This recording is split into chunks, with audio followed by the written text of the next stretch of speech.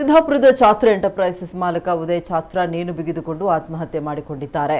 ಅವರಿಗೆ 43 ವರ್ಷ ವಯಸ್ಸಾಗಿತ್ತು. ನಿನ್ನೆ ಬೆಳಗ್ಗೆ ಕಮಲಶಿಲೆಯಲ್ಲಿ ನಡೆದ ಸಹಕಾರಿ ಸಂಘವೊಂದರ ವಾರ್ಷಿಕ ಮಹಾಸಭೆಗೆ ತನ್ನ ತಂದೆ ತಾಯಿ ಮತ್ತು ಪತ್ನಿಯ ಜೊತೆಯಲ್ಲಿ ತೆರಳಿದ್ರು. ಬಳಿಕ ಅವರನ್ನ ಮಹಾಸಭೆಯಲ್ಲಿ ಬಿಟ್ಟು ಸಿದ್ದಾಪುರದಲ್ಲಿರುವ ಛಾತ್ರ ಎಂಟರ್ಪ್ರೈಸಸ್ಗೆ ಹೋಗುವುದಾಗಿ ಹೇಳಿ ಹೊರಟಿದ್ರು. ಆದರೆ ಕಮಲಶಿಲೆಯಿಂದ ತನ್ನ ಅಂಗಡಿಗೆ ಹೋಗದೆ ನೇರವಾಗಿ ಮನೆಗೆ ಹೋಗಿ ನೇಣಿಗೆ ಶರಣಾಗಿದ್ದಾರೆ. ಉದಯ್ ಛಾತ್ರ ಅವರು ಮೃದು ಭಾಷಿಗರಾಗಿದ್ದು ಎಲ್ಲರೊಂದಿಗೆ ಚೆನ್ನಾಗಿ ಬೆರೆಯುತ್ತಾ ಇದ್ರು. ಅಲ್ಲದೆ ಛಾತ್ರ ಎಂಟರ್ಪ್ರೈಸಸ್ನಲ್ಲಿ ಚೆನ್ನಾಗಿ ವ್ಯವಹಾರ ನಡೀತಾ ಇತ್ತು. ಆರ್ಥಿಕ ಪರಿಸ್ಥಿತಿ ಉತ್ತಮವಾಗಿತ್ತು ಎನ್ನಲಾಗಿದೆ. ಆತ್ಮಹತ್ಯೆಗೆ ಕಾರಣ ತಿಳಿದು ಬಂದಿಲ್ಲ.